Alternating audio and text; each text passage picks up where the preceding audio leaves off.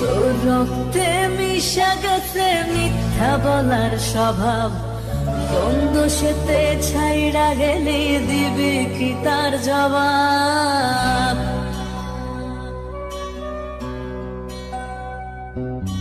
তোর রক্তে মিশা গেছে মিথ্যা বলার স্বভাব, দ্বন্দ্ব সেতে ছাইড়া গেলে দিবি কি তার জবাব?